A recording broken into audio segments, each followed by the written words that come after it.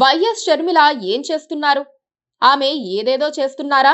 ఆశకు అంతులేని పరిస్థితుల్లోకి తనను తాను నెట్టివేసుకుంటున్నారా? వాపును చూసి బలుపు అనుకొని తెగ మురిసిపోతున్నారా? ఇలాంటి చర్చలు ఇప్పుడు తెలుగు రాష్ట్రాల్లో తెగ వైరల్ అవుతున్నాయి. ఆంధ్రప్రదేశ్ కాంగ్రెస్ కమిటీ అధ్యక్షురాలిగా నియమితురాలైనప్పటి నుంచి ఆమె ప్రచారం ఎక్కువ, పని తక్కువ అన్నట్లుగా వ్యవహరిస్తున్నారని ఎప్పటికప్పుడు పరిణామాలు చెప్పకనే చెబుతున్నాయి. తాజాగా రాజ్యసభకు ద్వైవార్షిక ఎన్నికలు జరుగుతోన్న వేళ షర్మిల వెళ్లి కాంగ్రెస్ అగ్రనేత రాహుల్ ను కలవటం, వెంటనే ఆమెకు కర్ణాటక నుంచి రాజ్యసభకు నామినేషన్ ఇస్తున్నట్లుగా ప్రచారం జరగటం అందరికీ తెలిసిందే. షర్మిలకు రాజ్యసభ టికెట్ ఇస్తున్నట్లుగా కాంగ్రెస్ అగ్రనేతలు ఎవ్వరూ ప్రకటించకపోయినా కొన్ని మీడియా సంస్థలు ఆమెకు బాగా ఊదేశాయి. కర్ణాటక నేతలు ఆమె కోసం ఎదురు చూస్తున్నారని ప్రచారం చేశాయి.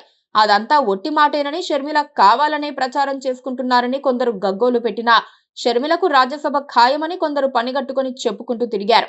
తీరా కాంగ్రెస్ జాబితాలో షర్మిల పేరు లేకపోవడంతో ఆమె అనుచరులు తెల్లమొహం వేస్తే, కొందరు మాత్రం కొత్త కథను తెర మీదకు తెచ్చేందుకు ప్రయత్నిస్తున్నారు.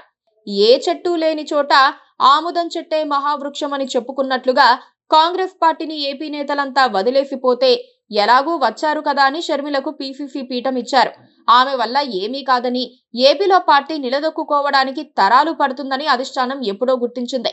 కాకపోతే షర్మిల లాంటి వాళ్ళు ఉంటే 4 మాటలు మాట్లాడడానికైనా ఉపయోగపడుతుందని అధిష్టానం ఎదురు చూసిన మాట వాస్తవం. దాన్ని అదునుగా చేసుకుని షర్మిల రెచ్చిపోతున్నారని అనేక ఉదంతాలు నిరూపించాయి. అయినా సరే వేరు గత్యంతరం లేక, ప్రత్యామ్నాయం కనిపించక షర్మిలనే కొనసాగిస్తున్నారని ఆమెకు కూడా అర్థమైంది.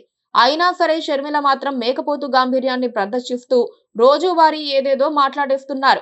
ఒక్క సీటు లేకపోయినా తానే కాబోయే ముఖ్యమంత్రి అన్నట్లుగా బిల్డప్ ఇచ్చేస్తున్నారు. తాజాగా రాజ్యసభ ఎన్నికల సందర్భంగా షర్మిల వేసిన పాచిక పారలేదు. రాహుల్ గాంధీతో ఢిల్లీ భేటీ సందర్భంగా ఆమె ఏమేమి మాట్లాడారో ఎవ్వరికీ తెలియదు. కాకపోతే ఆమెకు రాజ్యసభ సీటు ఇవ్వబోతున్నట్లు ప్రచారమైంది.